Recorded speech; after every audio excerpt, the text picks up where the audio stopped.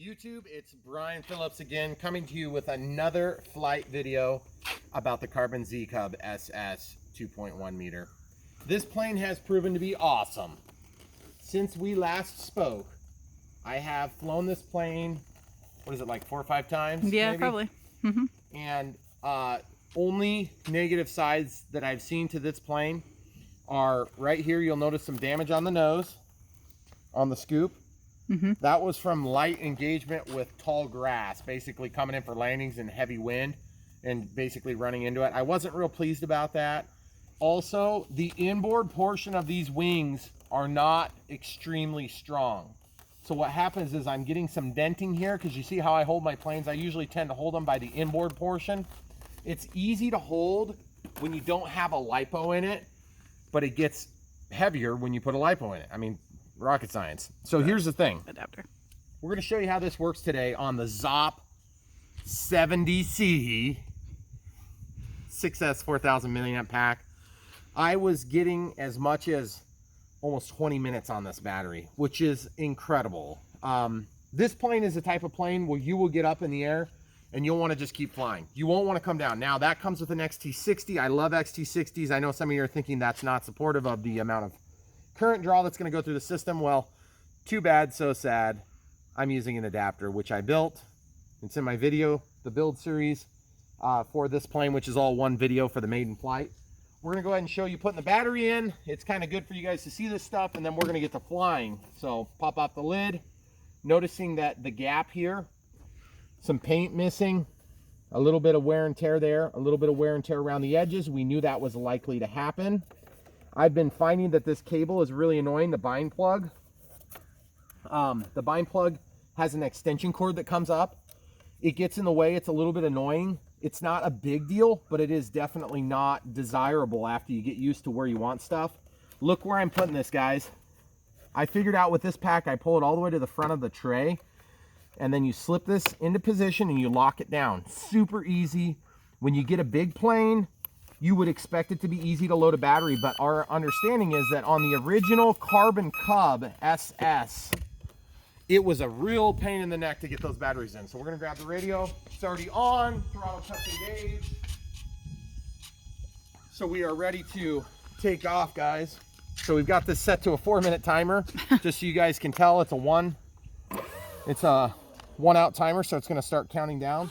So we're gonna get a warning at 4 minutes, and then we'll go ahead and keep flying past that. Takeoff flaps are dialed in.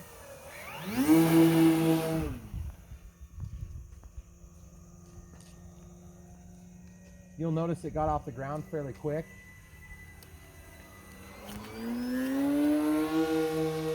Call me crazy, but I hear oscillation. Do you?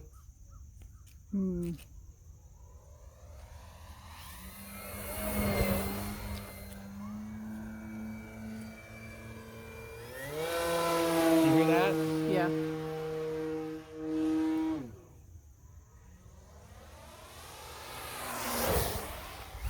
It's a big plane. I want to fix that oscillation, guys. If you ever get a noise like that, my recommendation is always try to resolve it while you can.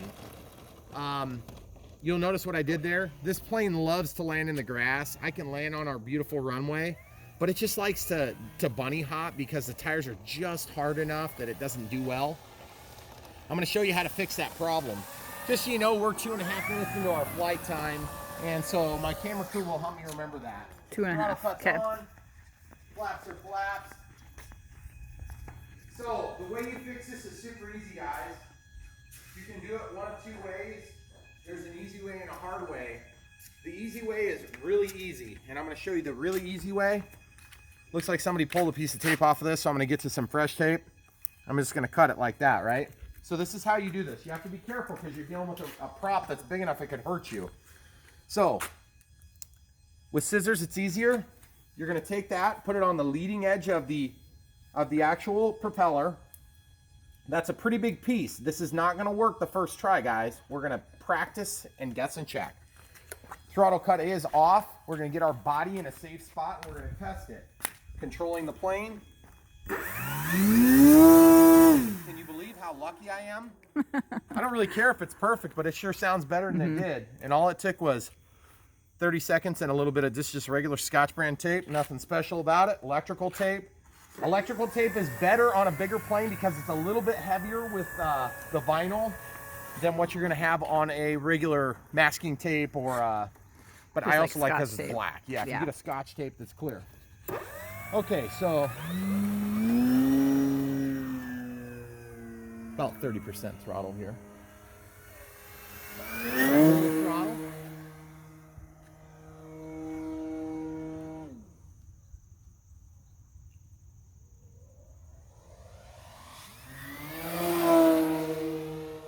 You'll notice that it is a little bit pitchy. When you give it throttle, it's going to nose up a little bit.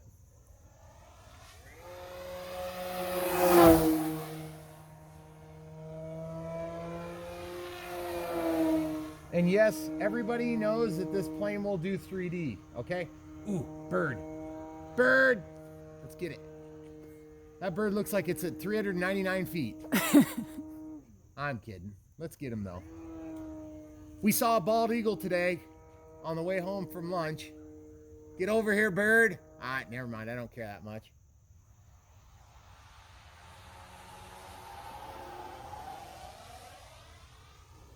Listen to that awesome noise. Totally out of throttle, guys, if you haven't figured it out already.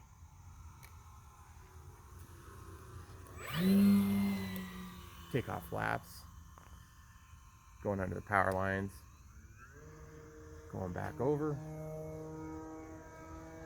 This plane is so capable. When you get it, you're not going to want to fly anything else. Because it's just awesome. And I swear I just felt it blow at us. Did you, camera crew? I don't know if I did that time, but I did earlier. Okay, let's come over here. Beautiful backdrop. We've got our fall colors getting kicked in. Perfect backdrop for flying a plane with this bright orange color scheme. If you didn't already know from watching our channel, that's the back half of our property. It goes actually back past those trees there. Someday there may be a real runway back there if we're lucky. My wife laughs. Coming up overhead.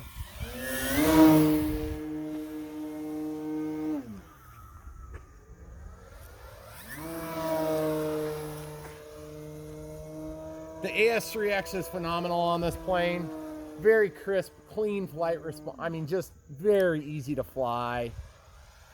Got the full landing flaps here for a nice slow pass. Going along the runway, get a little bit of wind there for a second. This thing is going to balloon when you get kicked into the wind. So be prepared for it.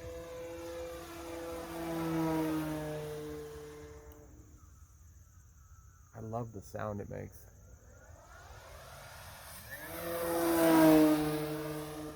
Do you think that you would have liked this plane this much like 2 or 3 years ago? Yes, I would have absolutely. I was a good enough pilot at that point. I'm sure that it wouldn't have lasted quite as long, but I also probably wouldn't have pushed it as much. And this is, normally I don't fly it at high throttle like this all the time.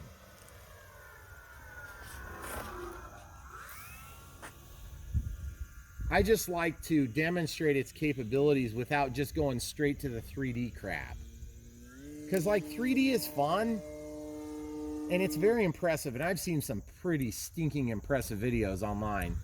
But it's kind of like, guys, I don't want to watch a plane fly like a helicopter, I'm sorry. Even though it can and it's very cool and it's telling to the strengths, meaning the power to weight ratio and the light wing loading, it doesn't tell the whole story. This thing just looks stinking gorgeous. Now, I don't know if you can tell in the video, but we just got hit with some wind right at our right hand side. So like I'm flying across the wind right now. So to be able to control a loop tight like that with a crosswind, it's challenging. It can be done a lot cleaner than I did it there. I want to go under the power lines, but I don't want to make a mistake.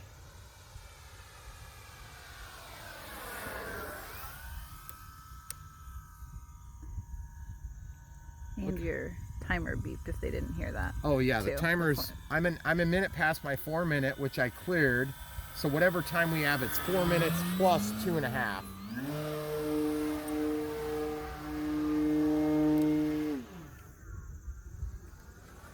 So basically you can do whatever you want with this plane.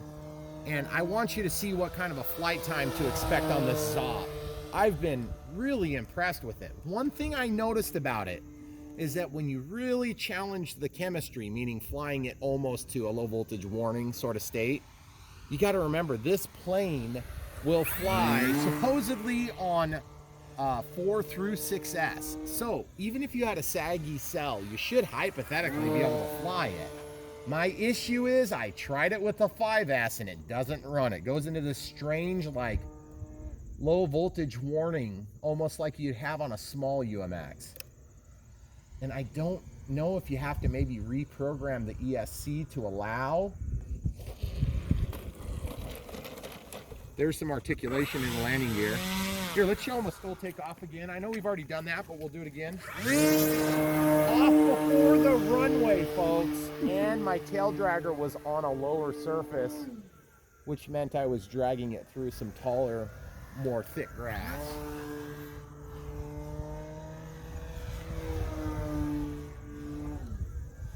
There's no flaps engaged there.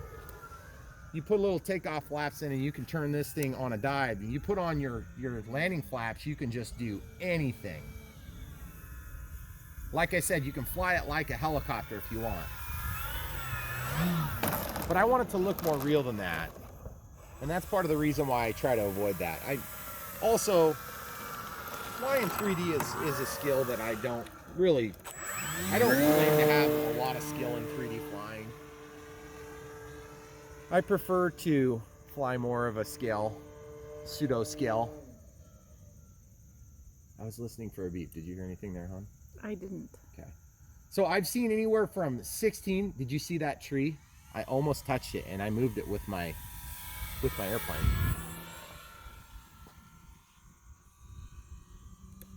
Take off flaps for a little bit of safety. Those vortex generators do wonders for aerodynamic capabilities with this plane. They really keep that plane flying at low speed. Problem is with vortex generators, this is true on a full scale plane too. Once you get to a stall point, it is very abrupt.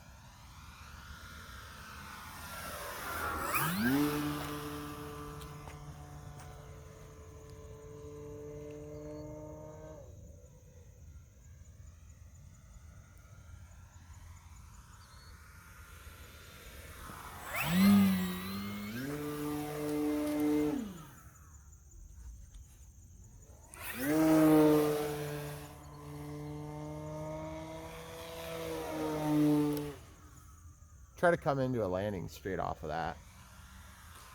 A little bit too fast.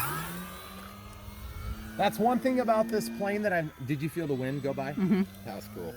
One thing I've noticed too about this plane, guys, is that it will carry a lot more inertia than you would expect. Because as floaty as it is, it still moves. Full landing flaps, see, watch this, coming downhill with a headwind.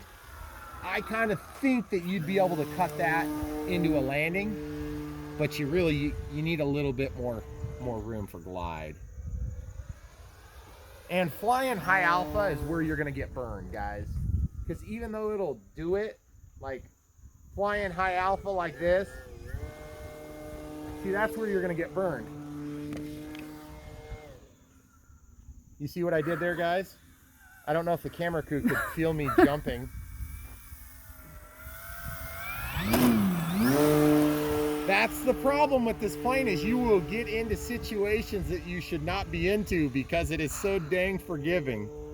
And then you're gonna try it with another plane and you're gonna crash immediately. I just need my heart rate to stabilize again.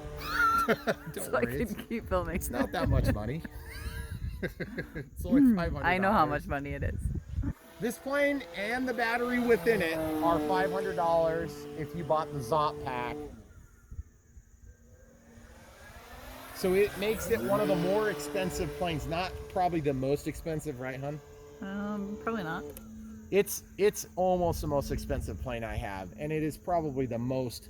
It's the biggest plane. I have longer planes, I have wider planes, but it is the biggest overall space taking. Well, no, the 2.6 meter sailplanes are probably still going to take up more room. It's my whole dining room table.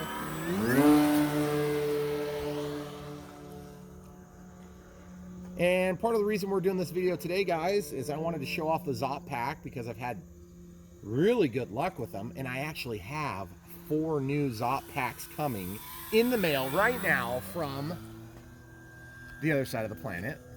So we're going to see how this works out, and with the tariffs and all the Chinese trade wars and all this crap going on, which is unfortunate for those of us who are addicted to this stuff, lipos have gotten expensive, and that's why I'm bringing it up, because most of you are like me and you have to fly on a budget. So when your budget gets used up, you just don't get another one until you get more money. I want you guys to be up flying just like I want to be up flying. And those Zop packs, I would be remiss to say that they're actually 70C. I would love to have a good report for you on it, but I would argue they're more like a 40C or a 50C. But who cares? Turnigy lies about it too. And I have never had more puffy packs than the E-flite ones, and they're the most expensive around. That is not true also. They're... Okay, beeping. Did you hear it? Yep. Okay, folks, we're at 735 plus 4. We're at plus 4 and plus 2.5. Okay, stay back.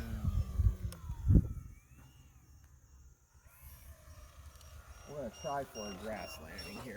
Oh, dang it, guys. I was hoping to get it all the way to the grass. 8 minutes. 2, 3, and counting, okay? So that means we got 8 plus 4 plus 2.5. So that's gonna make us a total of... Why are you mind doing the math? 14.5 minutes, right? 8. 8. Plus 4. Plus 4. Yep. Yeah, Plus 2.5. 14.5 minutes. So 14.5 minutes on one pack is pretty awesome, especially a 4,000 milliamp. Remember, you guys can fly up to 7,000 just by Horizon standards. So, I mean, if you're doing a 7,000 milliamp pack from Zop, I don't even know if they make a 7,000, but either way, you could go forever. And I have my warning. Let's go see what the battery reader says. We may just have one saggy cell. Who knows? It sounded like it was pretty much running out. Yeah. And that's what I was talking about earlier, folks. Let's go ahead and pop it out. Ooh, it's a little warm in there. Yeah, it's warm, but not like on fire warm. There's my wonderful little adapter, EC5 to XT60, and that's mated straight into the IC5 connector, which has that middle plug, and that's going to allow you to use your smart packs, but this doesn't have a wire connected, so it doesn't really do anything. Okay, so we're going to hold that camera crew. You can just undo that clip, and then the batteries slide forward and out of their respective holes, and out comes the voltage alarm. That's a little bit bright. Let's go up here. I'm going to cover the annoying alarm. 3.38, 3.62, 3.28, 3.57, 3.67. I'm going to go back to the beginning. 3.52, 3.38, 3.61, and cell 4 is what set the alarm at 3.28. So just to be clear, guys, I know what you're thinking. You're thinking, oh my goodness, Brian, those cells are not well balanced. You would be correct. I'm telling you, if these cells were well balanced, you'd probably get your 70C out of it. I am totally willing to compromise that on this pack. The other thing I started to say while I was flying that I didn't finish was that when you go to charge these things and you draw them down low like that, I always run a balanced charging cycle. I'm only charging one of these right now. I might get a second one just because I usually like to have 2 batteries in case I have a crash and a complete loss. Because when I fly packs, I fly the same packs on multiple planes. The only exception to that would be if I have an EDF. They are battery killers, and they will puff just about anything you have. Granted, that was a mean flight. I was very mean to it. So what we're going to do is we're going to go ahead and unplug this pack. Touch that, camera crew, and see if it's warm. Yeah, it's warm. It's not hot. Bad, though. It's just warm. It just feels nice because it's cold out right now. And basically what we're going to do is we're going to charge this thing. It will take, I run at half C for my charge cycles. So it's going to take 2 charge cycles because I have a 1-hour time warning in case you have a battery. And just for puffiness reasons, we've got just a very incidental amount of puffiness. I mean, hardly anything, I would say. Hardly. This sells, how many times have I used this? Like 4 or 5 times? Yeah, So, at least. and to be honest with you, I use this in the Viper Jet, which is one of my meanest to battery planes that I have. I mean, this thing can be mean if you do stupid things like trying to save a plane from a stall into a loop inches off the ground. Which was just, it was all for YouTube and planned out. So we're going to switch packs and come right back. Okay, so guys, I want to tell you one other thing too while we're between flights. You see my transmitter pack is at 6.8 volts. That's probably the lowest I've ever drawn this down. Ever since we moved, I haven't really been keeping this in my kitchen, which some of you guys, you always like, man. Can't believe your wife lets you keep your things in the kitchen. And I'm like, I can't believe my wife lets me keep these things in the kitchen. So anyway, I've been putting in the garage, and so I forget to recharge it. I'm going to be charging that. Don't let your transmitter get low. You'll lose range. This is a 4,000 milliamp Turnigy heavy duty 60 through 120C 6S 4,000. So it's just like the ZOP. The only difference is this one claims to be 60C.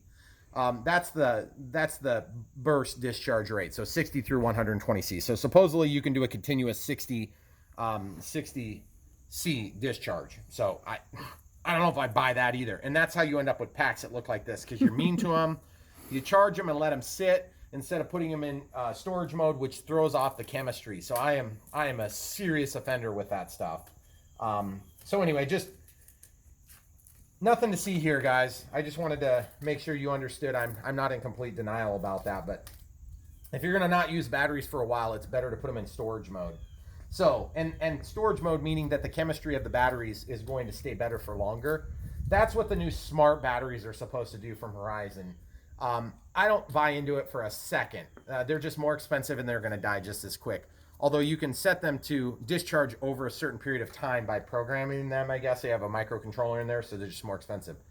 We did some repairs on this pack. I made a boo-boo with this one, so it went flying through the air a little bit. That's all right. It was off camera, so sorry you don't get to see that.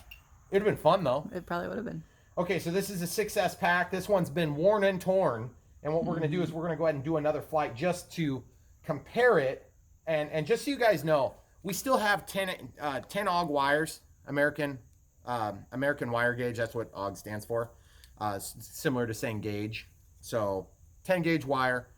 It's basically the only difference is this one came with an XT90. I took it off at the time because I was using these HXT 4mm or 4.5mm, I forget what they are right now, connectors. And so these things handle they handle the discharge spark a little bit better, in my opinion, than some, like the XT60 for instance.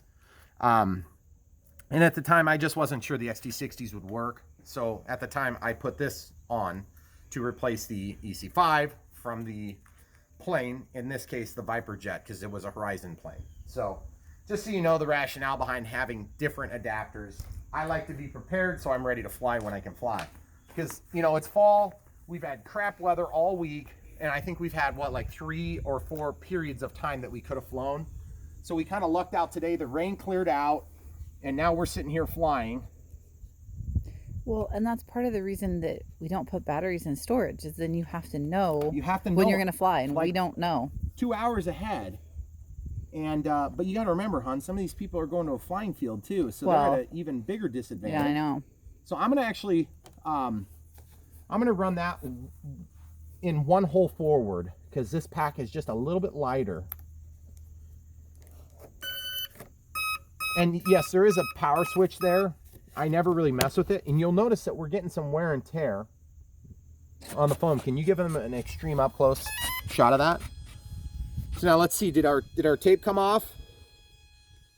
Ooh, we did. We lost our tape. What, are you kidding me? That's crazy. How did that come off of there? way. Well, not only that, but why is it not buzzing? So, I don't know. I don't know. So that's one thing I've noticed too when you balance a prop. If you balance it, some people will take and use CA to make the balance point. So instead of having that tape stay on there into perpetuity, they'll take some CA and put it on the opposite blade. Uh-oh. It says low battery. Oh no. What am I going to do about that? That's not good because this thing is already turned on. Typically, it's a bad idea to have a plane that could hurt you on without a radio on. But evidently Spectrum disagrees with my opinion on the voltage. So we're going to pause this real quick and come back. All right, guys, so we got our radio back to voltage, appropriate voltages to fly, and we're going to continue now. We're going to do a grass takeoff from right here. I don't even want to pick it up. This is with Turnigy Heavy Duty 4000 6S, 60 through 120C. This is a different part of the yard that you guys don't typically see from.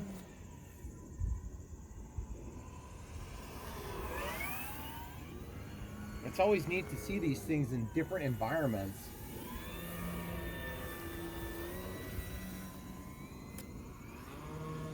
Unless it's snow. You hear that noise?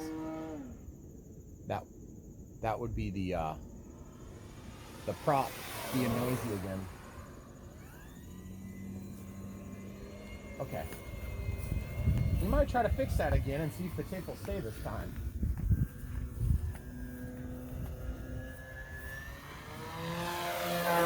You guys hear that? How obnoxiously loud it is? Mm-hmm. Okay, camera crew, you're where I'm going to be landing, so you need to Maybe. out of the way.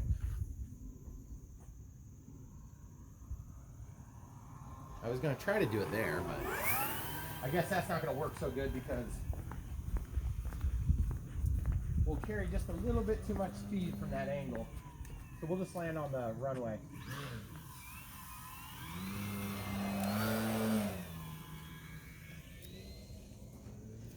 I had to touch the one wheel. That was what I was going for. I don't know if you guys could tell.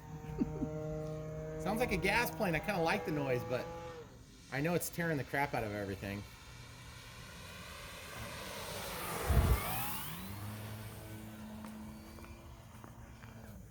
Okay, here we go.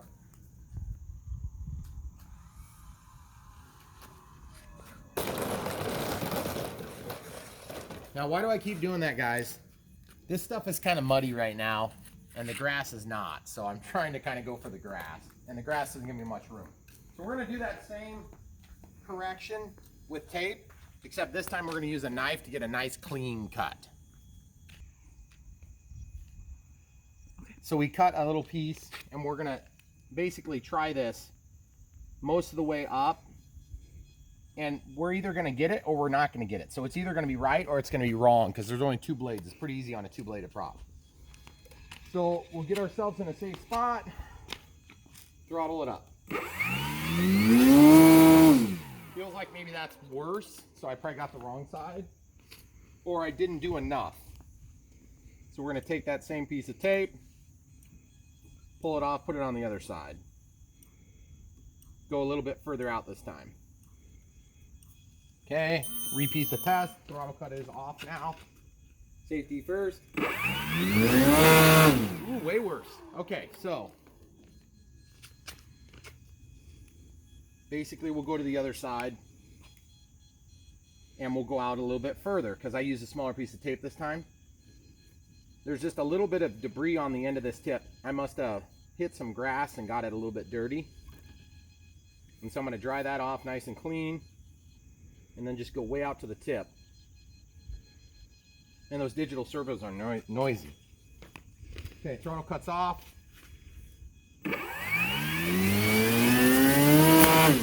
It threw the tape, did you hear it? Yep. Okay, throttle cuts on, and we're going to pause it. So we're going to try using some clear tape because it will be a little bit stickier. I still like to cut it clean. You'll notice I used a little bit longer piece. Obviously, it's a little bit guess and check here, guys. So, and the prop has got a little bit of a curvature to it on the leading edge. So we're going to try this. and see if we can get it to stay. And that will help us to establish which side of the blade is actually heavy and which one's light. And then if you really want to, you can go to the opposite side and you can take a sanding block and just take off a little bit of the material. It's not near as hard as it looks. It's just kind of hard to film it because it's so finite. So we're gonna pause it and get things set. Okay, so we're gonna test this piece of clear tape and see if we got the right side. Feels like we still have a little bit of oscillation, so I don't know if I got the wrong side or if I didn't use enough. Throttle cuts on and tested. Okay. And then this Scotch tape seems to adhere a little bit better, but it's still, once you stick it on and you pull it off, it's not going to be very strong. So we're going to test it one more time and we'll come right back and see if it works, and then we'll probably replace it.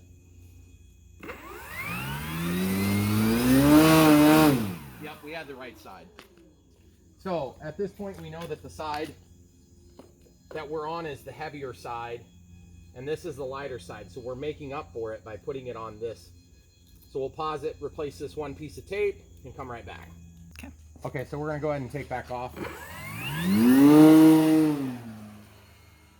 Seems like maybe we didn't quite get it nipped in the bud. Nipped in the bud. Nibbed in the bud. There we go.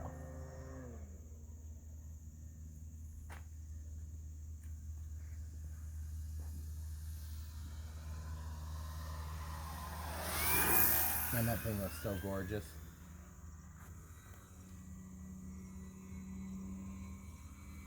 So now one thing that happened on this video is we certainly have the time kind of screwed up with the Zippy Compact. I'm expecting to get maybe a 4-minute flight if we're lucky. And I'm being a lot nicer to it, you may have noticed.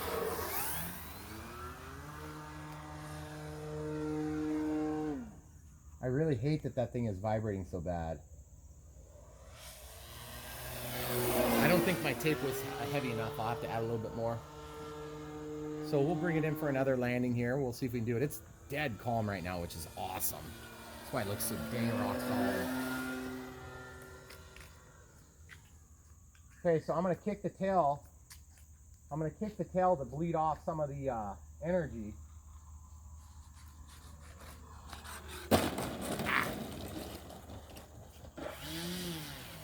And I hate back taxiing onto concrete because I'm always afraid that little bump is going to be just enough to hit the propeller. And then I'm going to break my only propeller for this plane. So we'll pause it real quick. We'll get a little bit more tape on there and come right back. Okay, so system setup. You can change the voltage alarm. 6.4 is the lowest, just so you guys know. So if you ever decide you want to try to run these things down lower, that's as low as you can do. But you can set it higher. Keep in mind they're a slow discharge pack if you're using the rechargeable batteries. There it is. So we'll go ahead and try this first and just show you what happens. Flaps are off, throttle cuts off. Feels way better. Just needed a little bit more weight. So we'll come right back, guys. All right, guys, so we're back again. Sorry, I've totally ruined the second half of this video trying to test the battery life expectancy, the flight expectancy. We are now on our 5th take, and I apologize. The radio just kept getting a low voltage warning, so anyway. We're picking it up where we left it, and the sun is out. It's beautiful. Look at that shadow up against those trees. Guys, look how big those trees are. I don't know if you can tell the scale from watching these videos, but look at the cloud, or I mean, look at the shadow I'm casting. That should give you some scale of how big the yard is. Because this is a big plane. And man, it looks good in that sun.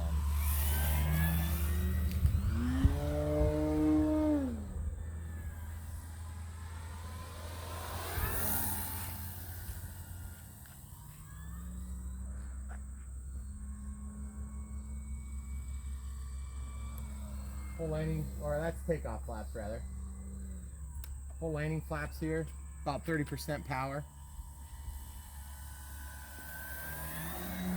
Going with the wind on that pass, that's why it got a little wonky.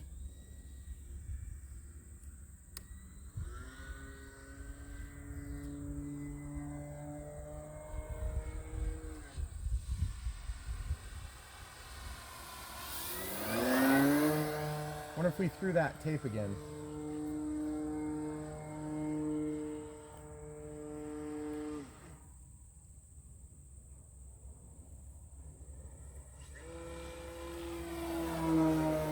Man, that looks gorgeous.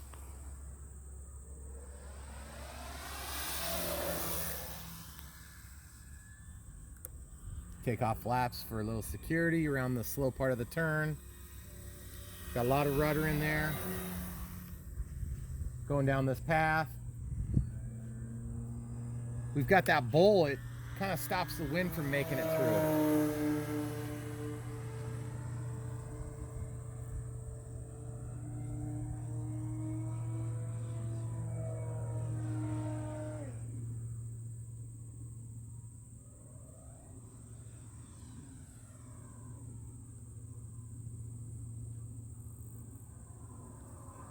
All at idle here, of course.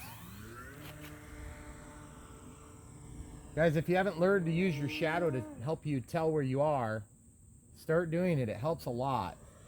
You can really get a feel for how much room you have left by watching your shadow. Like when I went over the power lines, you can see the shadow cross in front of them. Really helps with your spatial awareness. Obviously, getting used to a flying sight makes a big difference too. My friend Esteban, he doesn't push it as far when we're flying here.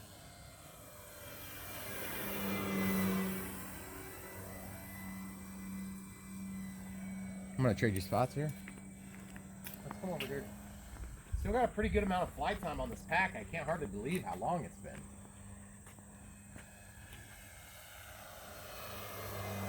Man, that looks so good though. Full landing flaps there. Cutting back the throttle. I'm gonna do some really slow flight here. Slow flight, but I don't want it to stall.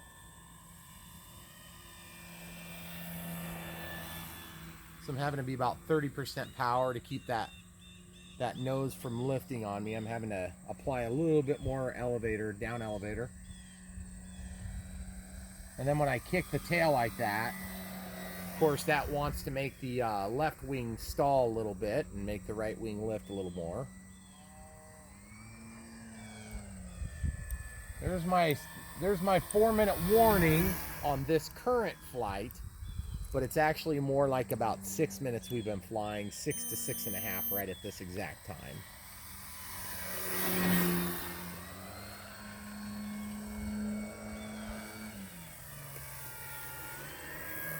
This is where I almost feel like I need to put a slider, attach a slider with a mix on my flaps so I can pick somewhere between the takeoff flaps and the landing flaps, because I want to be able to really dial in that slow flight performance. You can see that last shadow, guys.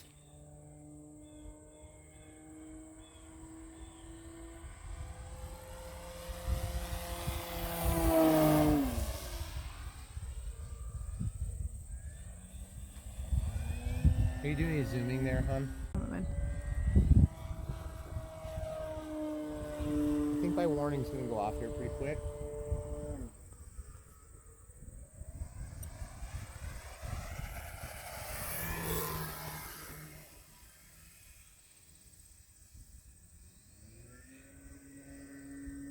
Guys, I really like this plane. It's a great plane. It's one of these planes that I could probably sit out here and fly like 3 or 4 flights, 20 minutes each, and I wouldn't even think about it. I'd come in and say, what happened to the hour? Winds, we're flying straight into the wind, FYI, guys. Sorry about the sun going in front of it now. Going inside here. Watch the shadow as I cross over the tree line. That'll give you some scale for how close I am or how far I am, depending on how you're talking about it.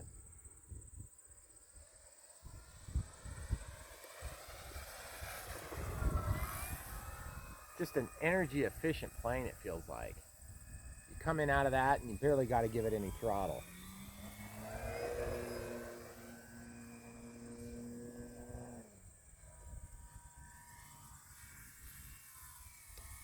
Full landing flaps there. Just staying, you know, a 1/4 inch off the ground or a 1/2 inch off the ground. It's always a fun exercise. You can really try to develop your skills. Fairly low consequence flying, because if you end up dropping down, you're just going to touch the wheels. But you start throwing in some high bank turns, and then you got to be Johnny on the spot with your throttle. And the wind is kicked up here all of a sudden.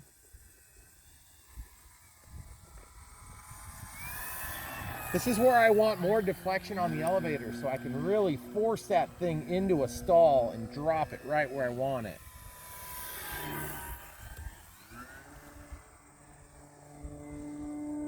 So that battery fell from about this high and it went straight down right here. And that was outside of the,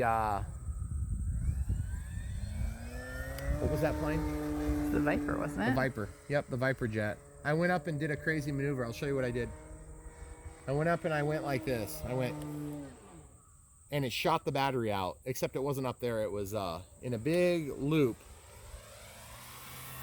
And I'll show you about where it happened here. I was coming in extremely fast over here.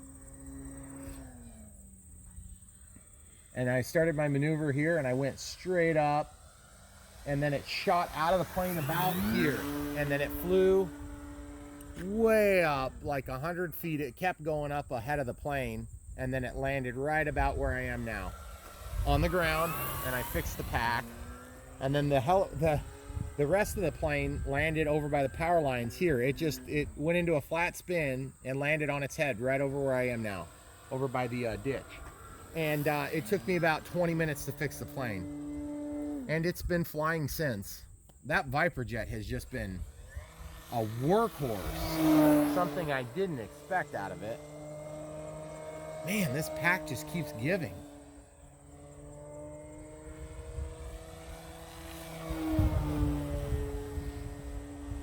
Okay, so finally started to get pushed over by the wind there.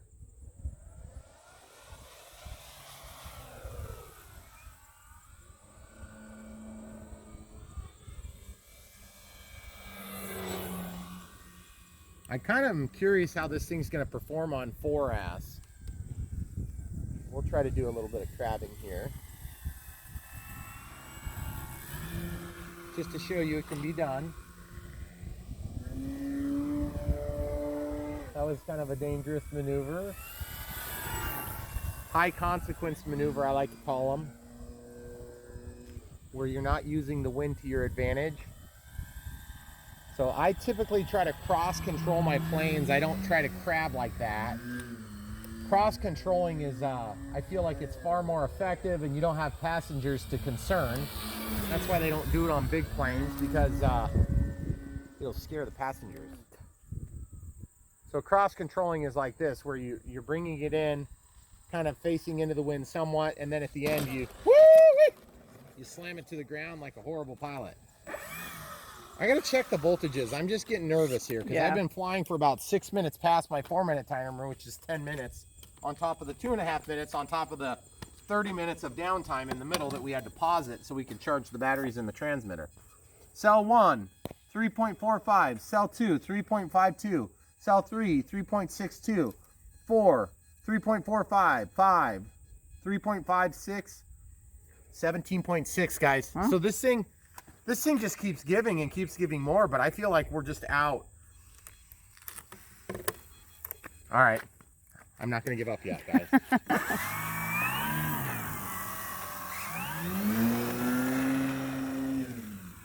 If I'm going to fly the ZOP to a warning, I got to at least fly this one to a warning.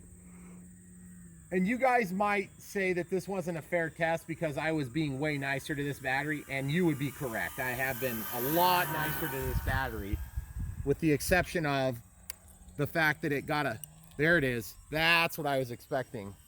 So I must have just finally hit my 3.3. Woo! Just try not to rub that tail, or rather, look at this. I had a spider web go across me while I was doing that. Okay, so turn that off. And these batteries will sag for a second and then they'll come back and recover. So I could hypothetically fly it longer, but I'm not going to push the issue. They're already puffy enough in my opinion. So I'm going to pull this out, pop it forward, lift it straight out. The one-handed battery removal is kind of nice. So yeah, so I can't tell which one was beeping yet. Looks like cell 3 is not it, cell 4 is not. Cell 4 was probably what did it. And to be perfectly honest, folks, I don't know how to get these balancing. The chemistry of each cell is why you come out of balance. I don't think it has as much to do with the charging. It's just that when they manufacture these things in China, or wherever they're manufacturing them, pretty much China, then I don't think they really do an amazing job of matching them up. But there again, it would double the cost of everything, so you're just going to have to grin and bear it just like I do. And if you've never seen the way that lipos are made, look it up on YouTube. Anyway, thanks for watching, guys. What'd we get on this one, hon? This one was pretty close to 15 minutes. The other one was pretty close to 15 minutes. Sorry about the screw-ups on filming this one, but this plane is just awesome. And look, we haven't lost our tape on balancing the prop.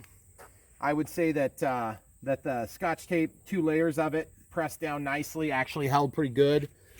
So obviously you can balance it that way. The other thing you can do is you can cheat a little bit of weight into the nose cone. So you just undo the one screw on the nose cone, take it out, put a little bit of glue on the opposite side, but you do have to put a little bit more weight because you're so far into the center of that. But there again, you're also throwing that out of balance. So just kind of a double-edged sword. You got to pick what's right for you. And the best thing to do with a prop is if you're out of balance, you can actually put it on a bench and you can balance it. And if it balances, you know your level. So thanks for watching. Come back for more. This plane is awesome. Go get one. If you've got enough room to fly or you don't mind taking the wings off, then you'll love it. It's a great plane. It is big. It will not fit in a lot of cars, but you can disassemble this thing almost down to the box, like the way it comes in the box. The only exception is the rudder, of course, is glued in, and then the landing gear are assembled on there, but the wings are toolless removal, okay? And then if you want to take off the horizontal stabilizer, you can do that with a Phillips screwdriver, or excuse me, with the Allen tool, and you guys will be golden. So come back for more. You know where to find it.